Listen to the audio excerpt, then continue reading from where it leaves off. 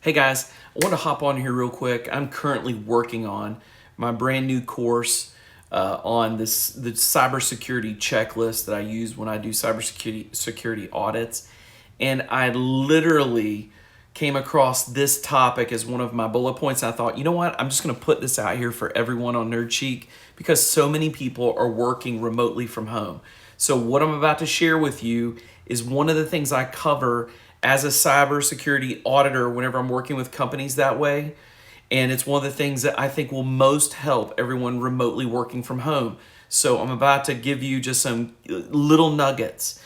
When it comes to remote work from home as a business owner, we have had policies in the past that we really stand behind as far as when I'm working with tech teams and businesses and mid-sized and smaller businesses up to enterprise businesses that we've had as clients. I encourage them to have a 000 use of business hardware outside of the office that they cannot get on a public internet, which means that if an office or a business gives their team member a laptop, the laptop can only be used on their private network or on a hotspot that's given to them by the company. They cannot get on a Starbucks internet connection, a coffee shop, a hotel, or whatever. And I know that sounds horrible, but we've worked with a lot of clients that need that kind of security. And it's the only way to fully ensure that business hardware is not going to get infected. And if they're logging into remote services inside of your building, inside your VPN or your network or your cloud solution or hybrid cloud solution. Cloud solutions can be a little different, but your hybrid cloud solution, then people can actually do things to that hardware locally through a public Wi-Fi or a public access point, and install things under virus scans and under malware software and remotely look at the desktop and record and stream out the information and folks not know it or keylog and get passwords or information. I mean, that happens on public networks.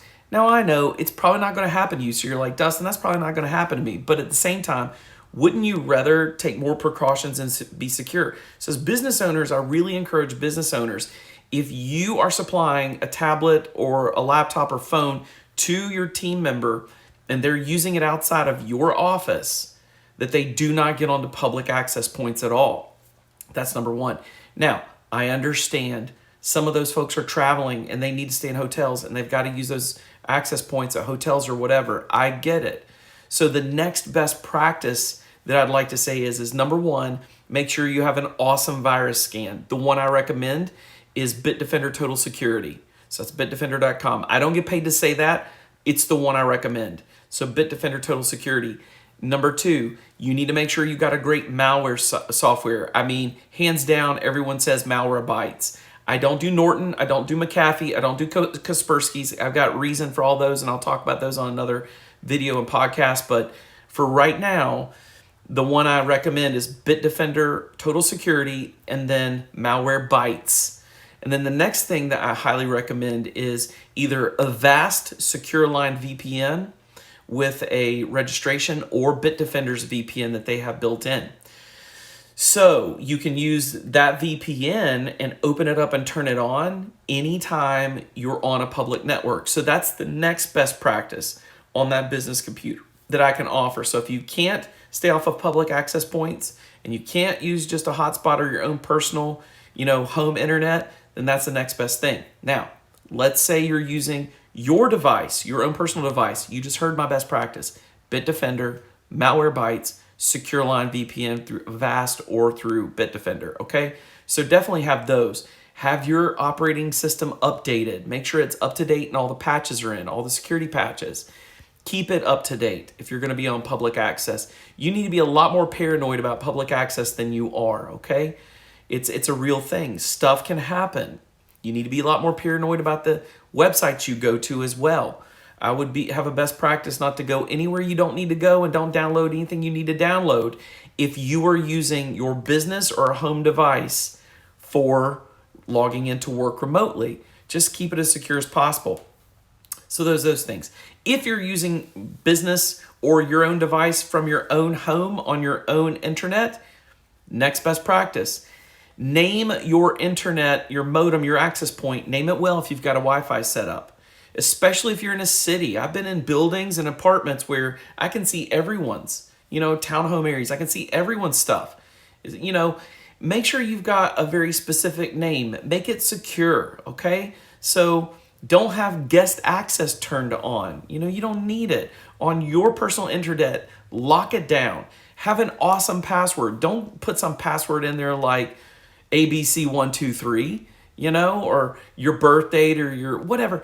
Get a good password. Guys, make it really hard to figure out. 16 digits, uppercase and lowercase letters, a number and a symbol, all of that included. Don't make it a quote phrase. Make it something that's whatever. Use a password generator like LastPasses and generate the password with 16 digits and at least one uppercase, at least one lowercase letter, at least one numeric symbol, number, and at least one symbol, okay?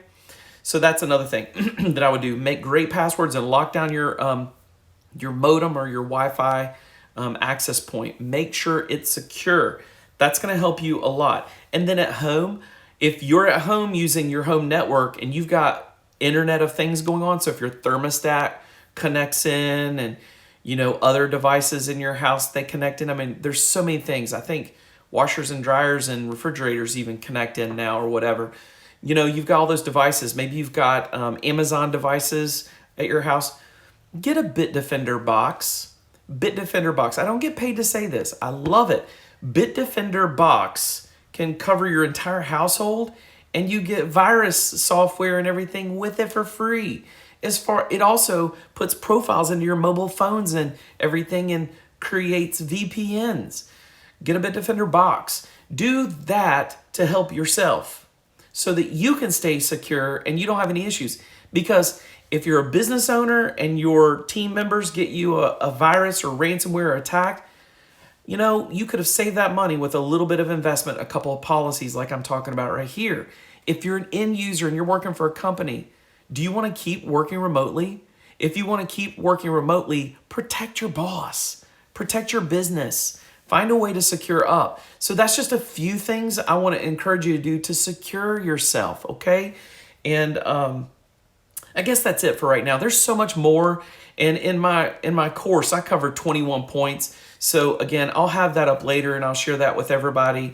But that's not why I'm here. I'm not doing this as an ad. I just thought, oh my goodness, I need to share this with everyone. There's so many people working remotely from home. I just want to help you. If you've got any more requests or questions about things I can help you on, hit me up here. Ask a question. Just put a comment in or reach out to us through one of our contact informations like email or whatever, and we will do that topic and help you on it.